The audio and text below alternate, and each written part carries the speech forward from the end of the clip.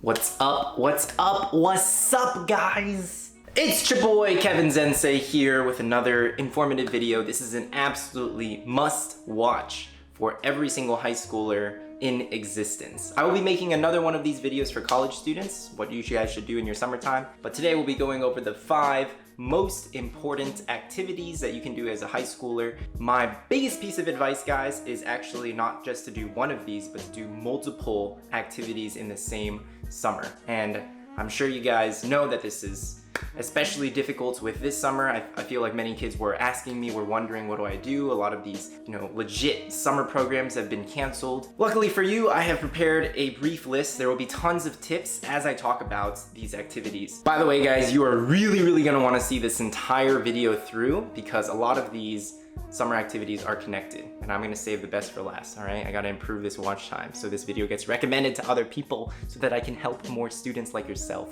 get ahead. So without further ado, let's hop into the first one. The very first thing that you guys can do is get a menial job. Not just any job, a menial, regular Joe job. So this would mean bagging groceries at your grocery store. This might mean working at a gas station, working as a waiter. Obviously, the job that you work might depend on your personal preferences as well as your own comfort level with COVID. But long story short, the reason why this is so important, and I was absolutely surprised, my jaw was on the floor when an admissions officer told me this, but she said, working a menial job conveys humility. This was really shocking to me because I also learned that a lot of very wealthy kids will go and work a menial job for 4 or 6 weeks just to kind of check this box and showcase their humility. That was pretty mind-boggling. And last but not least, working a job like flipping burgers at McDonald's can actually make for a really great essay. I remember reading one of my students' Common App essays about how he was an assistant manager at McDonald's. He got angry at this girl for showing up late, and it actually turns out she was late because she couldn't get childcare for her daughter, and she came up in tears. And so he had this kind of misconception. He wrongly assumed that she was being lazy, and that was a huge learning lesson for him. These factors are connected. Your summer activities will bleed into awards, will affect your essays, will affect your... It's all interconnected. Again, last thing I'll mention is that you don't have to work your summer activity very long. I would say maybe 6 weeks, 8 weeks is very solid. You don't need to work on it for years, right? I worked in my parents' Chinese restaurant. I guess I worked on it over a period of a few years, but really it was just when I came home over the summertime. So that was 8-10 weeks. But man, I was chaboi Kev grinding mountains of fried rice. My forearms were steel by the time I finished working there. And it really made me appreciate the sacrifice my parents had given up for me. Before we continue, guys, if you could sauce this video a like, that would really mean the world to me. As you all know, my channel is the size of a Golgi apparatus, so every like and subscribe goes a long way. Also, I will be donating 10 cents to Girls Who Code for every single like that this video gets. So help me help educate others. Thank you guys so much.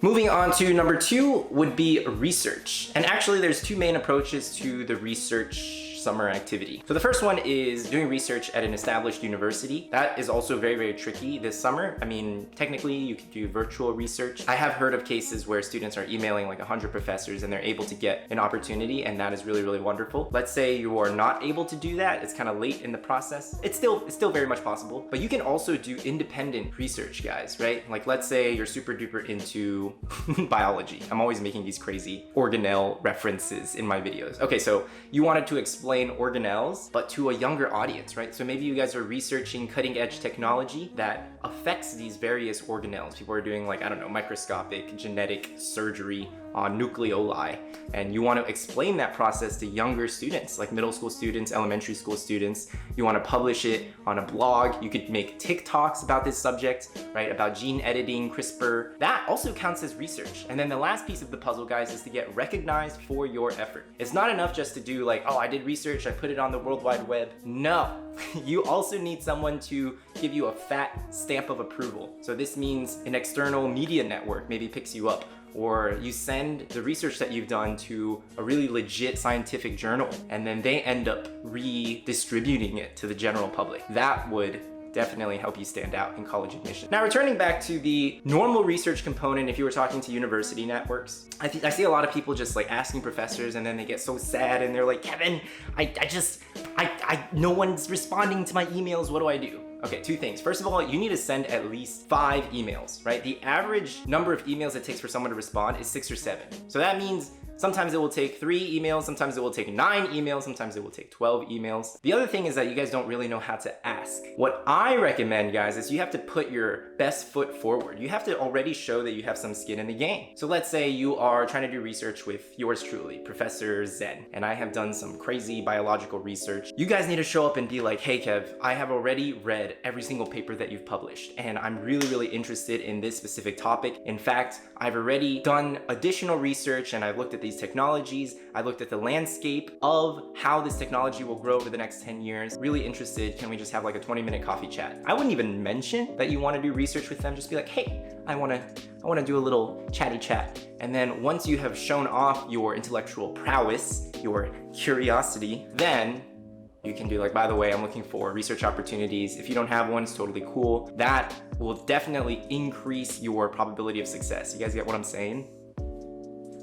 Okay, similarly, number 3 is working at a real company or interning at some kind of startup business like that. This is kind of combining the first 2 topics actually, because you also want to show up to an established company and say like, look, I've already done this amount of work, right? I've already done marketing. I understand. Here's how I can immediately add value to your company. That's what I think a lot of students don't understand. What can you offer that would make it very difficult for a recruiter to say no, right? You want to be able to say like, this is my unique competitive advantage. I have 100,000 TikTok likes. I would love to publicize your company on TikTok. I would love to connect you guys to a younger audience. That's my specialty. That's what I'm good at. And that sort of thing, right? Like bring your skill set to the table and think about what these boomers, don't have trouble doing that you guys can do. Another neat little trick here is that I think it's easier to get an internship at a startup than it is to get an internship at like an enormous tech company, right? Like no 15-year-old is really interning at Google. That is once in a million chance. It's very, very difficult. However, if you are reaching out to local startups, right? Let's say one of my students is in Alabama and he looked up like the 10 biggest startups in Alabama. We had never heard of any of them.